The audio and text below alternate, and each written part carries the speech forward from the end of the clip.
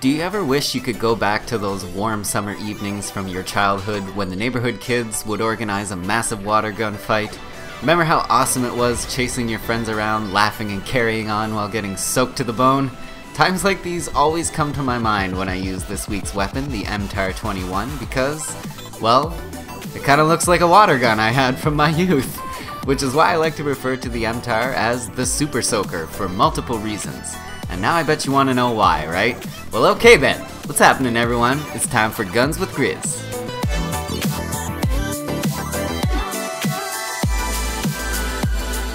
What's happening, guys? My name is Grizno, and welcome to the weekly review for Battlefield 4.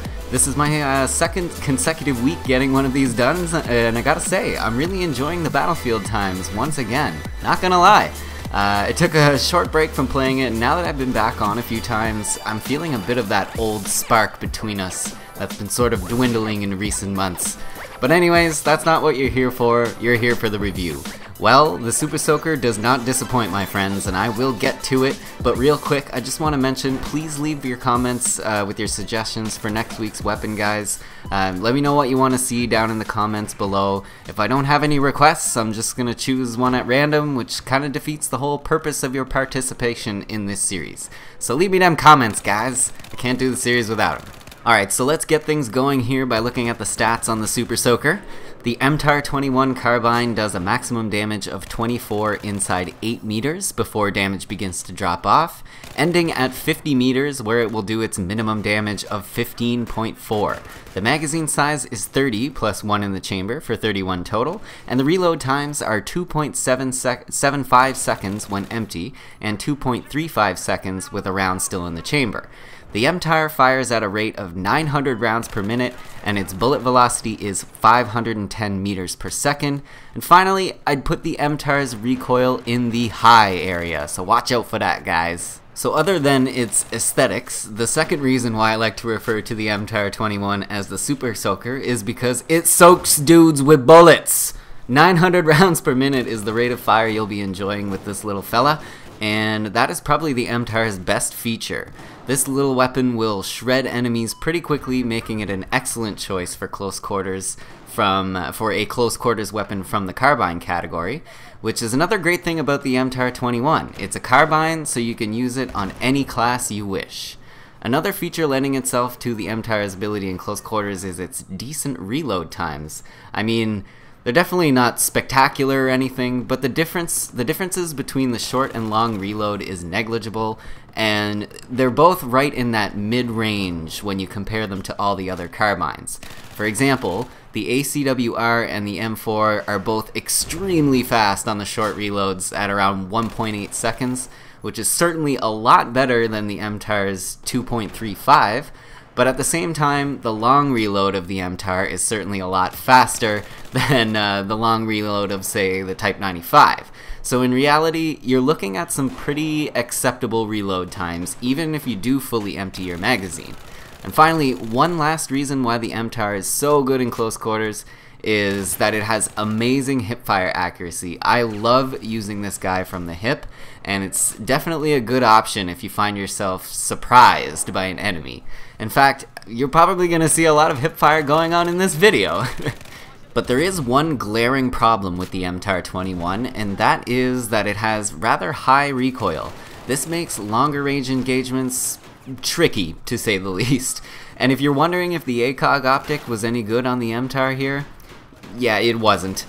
I just included the footage to show some different loadouts is all. The fact is, the recoil is pretty nasty on the MTAR-21, so it definitely loses some points there.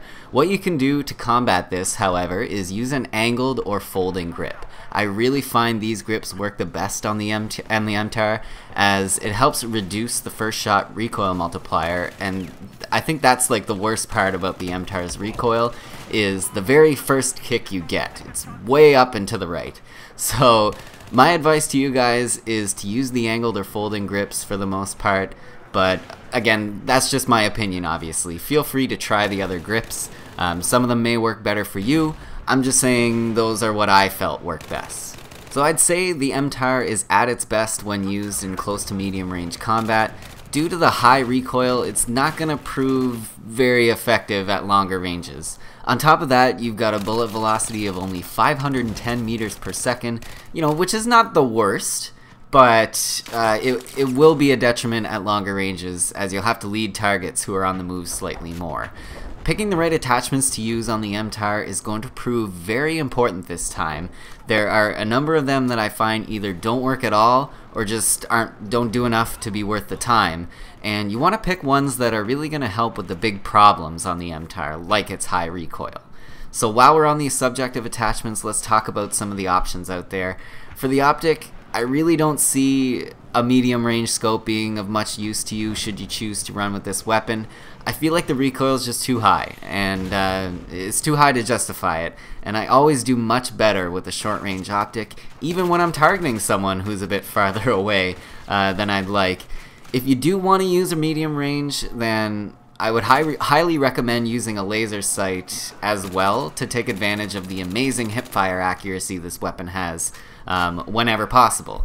The medium range might help you for distance if you can combat that recoil, but it's not going to help you in close, I'll tell you that much. So equip the laser sight and use that hipfire, boys. If you decide to heed my advice and use a short range optic though, you might not need the laser sight. You might want to go with the target finder instead, or something else on the accessory slot. The target finder, by the way guys, is super useful in the rush game mode. Doesn't matter which side you're on either, it just seems to help tremendously in rush. Probably due to the fact that you always kind of know the general direction the enemies are coming from, and when you look down your sight they get spotted right away.